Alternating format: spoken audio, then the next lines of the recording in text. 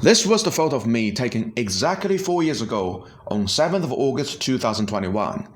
Back then I was the stereotypical well-behaving academic good boy that anybody could picture in the head and ignore in reality. Nerdy, introvert, a bit overweight but not out of shape, almost never seriously trained, lacking confidence but pretending to be confident, invisible in real life but trying so desperately to leave an impression in this brief moment. You might say that even his cat draws much more attention than him, and I will not disagree with you. And I stored this photo on purpose, not because I'm proud of my previous self, but because 4 years ago, this was the best version that I could present myself to the world. Fast forward to now, this is the photo of me taken on 7th of August 2025. I have the same cat, I have the same face, and I'm wearing the same shirt, standing at the same point, documenting this milestone moment for myself.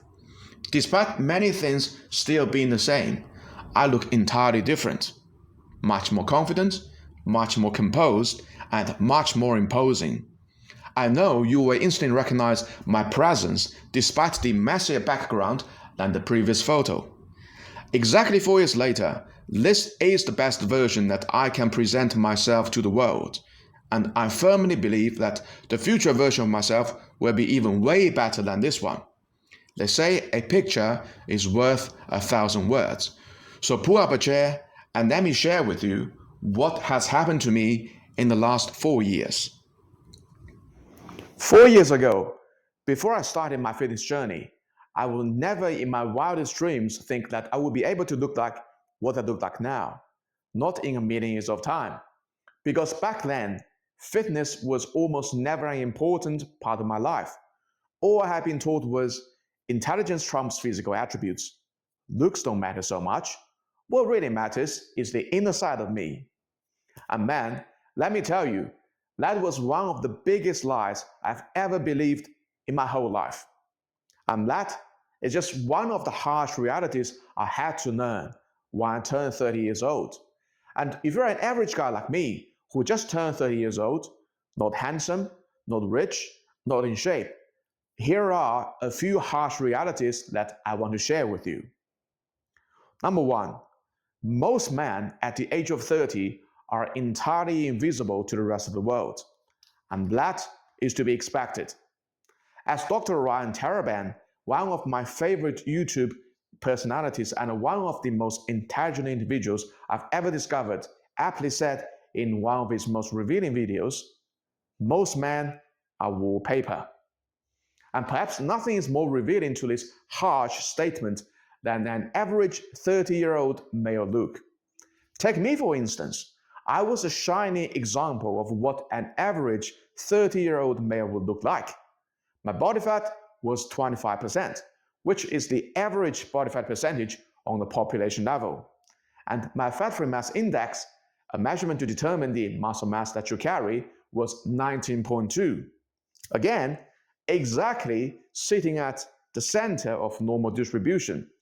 Like I said, I was a shining example of what an average 30-year-old male would look like. And how do I look? I may be wearing a yellow shirt, but I looked even more boring than a plain white shirt. So my fellow brothers, if you're only average when you reach 30, don't blame the world for not receiving any attention, because you really have nothing special enough for the world to pay attention yet. And it is high time that you start doing the hard work, because number two, it will take you a much longer time and much more hard work than our father's generation to stand out from the pack. Thanks to social media, everyone's attention has been constantly directed to the top 1% of the top 1% of the population. And as a result, people's expectations of excellent standards have been drastically inflated. What was once considered exceptional, the top 5% on the population level, will no longer be considered as excellence in many people's eyes under the bombardment of the coverage of top 1% of the top 1%. Once again, take me as an example. This photo was taken by a professional photographer back in November 2023. My fat-free mass index was 22.4, which is within the top 4% in terms of muscularity on the population level. And I'm fairly confident to bet that many people would look at this photo and only say this. Is that it? That's not very impressive at all. And yet, I had to dedicate more than 2 years of training and eating into achieving this result. So, my fellow brothers, whatever you do, if you want to truly stand out in this social media era, take my word for it. Top 5% is barely even the starting point yet. You really need to go for that top 0.01%. Number 3, you cannot put your life in autopilot mode anymore. 30 is generally the last year that your body can afford to get away with reckless choices like drinking, partying overnight, eating junk food all the time. After that, the price to pay for all these choices will only escalate over a year. To make things even worse, 30 is generally the first year that your body begins to show clear signs of aging. Decreased muscle mass, decreased cardiovascular fitness, decreased energy. If you still think that your body can just figure out itself like it used to in your 20s, you have got another thing coming. And just like your body, 30 is also the last year that the society will excuse you as a boy. You can afford to be childish, stupid, and just go along the day before 30. But after 30, you have to be a man. You need to provide value, you need to demonstrate your competence, and you need to find your own purpose. And if you still put your life in autopilot mode, it will not maintain as it was in your 20s. It will only deteriorate. Number 4, you need to start questioning the mainstream. Does the inner side really matter more than looks? Your inner side does matter, but if people are not interested in your looks, your inner side, no matter how brilliant it may be, will be functionally invisible and irrelevant to them. Is chronic disease really a genetic thing because of family history? Family history does matter in chronic disease diagnosis, but it only means that you are more likely to live and eat like your family members, nothing more. And you can completely change the way you live and eat and avoid the chronic diseases that your relatives are suffering from. As I said in my previous video, the common problem for almost all textbooks is that they never tell you the whole picture. Or more precisely, they're only the whole picture if you choose to believe everything that the textbook tells you. Unfortunately, it will take a man until the age of 30 to realize that the mainstream has never been forthcoming. So, my fellow brothers, question the mainstream because it rarely tells you the truth. Fortunately, there's always hope. It's never too late to start improving yourself if you're willing to make changes to your life. And not surprisingly, improving fitness is one of the first few things that come to mind when people think about making changes in their lives. But why is that? Because fitness can really transform your life. And the proof is in the pudding. So let me share with you, as someone who was never seriously involved in fitness until 4 years ago, a few lessons I have learned on how fitness can transform your life. Number 1, fitness is the best way to improve your appearance. Do I have the same face 4 years ago? Yes. Am I wearing the same shirt 4 years ago? Yes. But do I look the same as 4 years ago? Absolutely not. How did it happen? Because 4 years ago, my fat-free mass index was the average 19.2, whereas now I'm weighing over 89 kilos at 170 centimeters. My fat-free mass index is over 25, which is definitely within the top 1%, or even the 0.01% in terms of muscularity, if I'm bold enough to say that. And just look at how that has entirely transformed my whole appearance. At the age of 34, I don't need to make any impression to make you aware of my existence, and I don't need to say anything to convince you that I'm a competent person. So don't let anybody tell you that you can use your inner side or intelligence to make up for your looks. Once again, as Dr. Ryan Taraban said in his video, The Superficiality of Desire.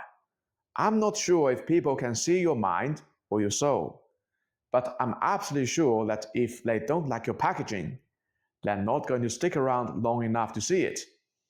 If one of the most intelligent psychologists defers that appearance matters more than inner sight, my fellow brothers, it is high time that you invest heavily in fitness, especially if you only have an unappealing face like me.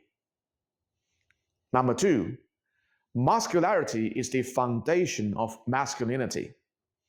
Everybody keeps talking about the crisis of masculinity nowadays, but nothing will build your own masculinity more effectively than increasing your muscularity.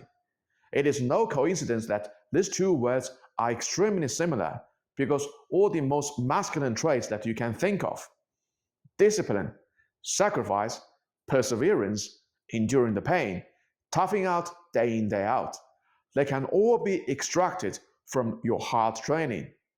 Just like it's pointless to talk about any physical performance without sufficient muscle mass, it is pointless to talk about being masculine when your muscle mass is insufficient.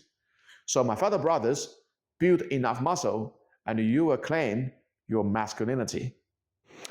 Number 3, a muscular physique is the most recognizable identity. This traces back to most men being invisible in real life. One of the downsides of being invisible is people don't know who you are. You could be a brilliant software engineer, a high-performing real estate agent, or a key member of the corporate. But unless you open your mouth and talk about it, people would have no idea what you're doing and what's happening in your life. But when you have a muscular physique, people would automatically know that you are into fitness without you even opening your mouth. So, my fellow brothers, if you are tired of staying invisible all the time, improving fitness is the most efficient way for you to be recognized from the crowd. Number 4, a muscular physique is a statement to your achievements. Alex Hormozi, Chris Williamson, Ed Mylett, they're all doing great things in different fields. But one common denominator behind them is that they all have a very impressive physique to back up their own achievements. And it is not just internet personalities. Even billionaires like Jeff Bezos and Mark Zuckerberg, some of the most successful people who have nothing to prove, are still improving their fitness. So my fellow brothers, like it or not, in today's world, a muscular body is an essential component if you aspire to be a successful person. So if you're an average 30-year-old man who is still on the fence of whether you should include fitness as an important part of your life, let me tell you with 100% confidence, improving your fitness is one of the most worthwhile investments you should make in your 30s, even more so than in your 20s. The dividends you shall receive from this investment will far surpass what you can expect originally, and it will benefit your life in so many different ways that you cannot even imagine. And if you are interested in improving your fitness in your 30s, well, you're in the right place, because on this channel, I will show you all the secrets to improving your fitness in the most efficient way. That's it, guys. The 4 harsh realities and 4 learned lessons I want to share with you at my 4th year anniversary mark of my own fitness journey. Subscribe to my channel, join my fast track, and I look forward to seeing a much more improved version of both you and me at my 5th year anniversary mark. Peace out.